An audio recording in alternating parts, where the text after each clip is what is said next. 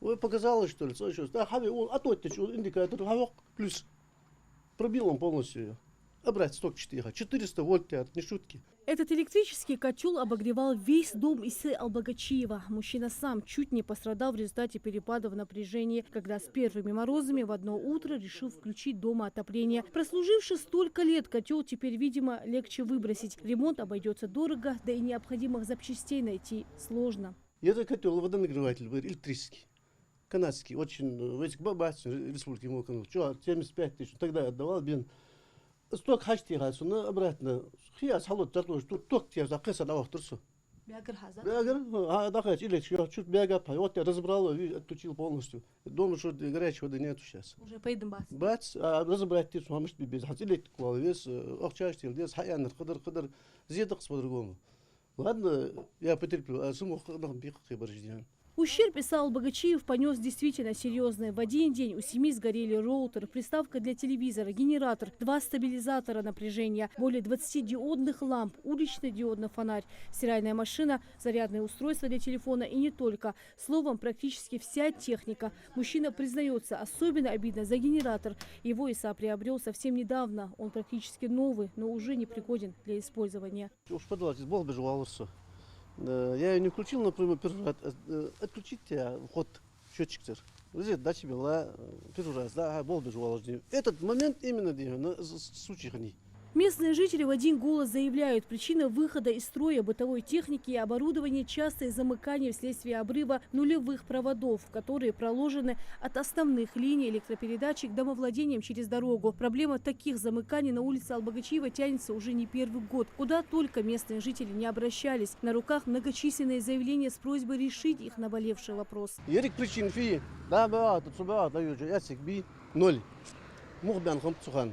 Форс-мажоре, так скажем, да, погодные условия. Тем не менее, из огромного холода ноль оборваться дает. Так, дичайшно, я схочу электричество. Ноль оборваться, 400 вольт плюс-минус, что обрать. Не успевает сработать, стабилизация и так далее, приборы. Соответственно, мелкий малыш, жагай. Улица тоже хочу. Еще в первую очередь худел, до сих пор сухой шлахтер больше. Да, хакла, даже подтверждает администрация, даже сад играл, сад Адамдаркия. Сахадов отписали МРСК, электросети, ноль. Никакой реакции нет, никакой. На улице Албагачиева зафиксировали крупных 2 замыкания 13 июня утром и 22 июня вечером, в результате чего сгорела техника у 22 семей. В одном из домов и вовсе вспыхнул пожар. Тогда все обошлось без жертв и пострадавших. Подсчитывает понесенный ущерб и Магомед Мархиев. Есть телевизор, ягод, кондиционер, ягод, холодильник, ягод и компьютер. Телевизор сразу тачишь. По-новому сразу шутка, я только 4 так. Да, шахида, зейн урлаттан гайри, цухан 4 сток чава. С базы халарсиш. А вы куда-нибудь обращались? У нас компактно мы все обращались со всем этим. Но проблема не решилась. Никак, никто не реагирует. Как говорит местная администрация, жалобы от жителей к ним действительно поступали. Проблема на улице Албагачиева тянется с 2023 года. В свою очередь местные власти пытались ее решить. Письменно обращались в Россети. Приезжала диспетчерская служба и выявили причину неисправности трансформатора. Один раз поменяли трансформатор, второй раз поменяли трансформатор. Администрация поменяла, да? Администрация поменяла. Но вопрос до сих пор остается. У администрации нет диспетчерской службы, нет электрика. Эти электрики службы должны найти, от чего исходит это сгорание. В свою очередь сотрудники МРСК ссылаются на то, что этот участок улицы и подстанцию обслуживать не вправе. Объект не на их балансе, и проводить здесь какие-либо ремонтные работы они также не могут. Мы не можем туда какие-то либо ремонтные работы проводить вследствие того, что это трансформаторная подстанция и эта линия не на нашем балансе. В данный момент это выясняется, чей это баланс, но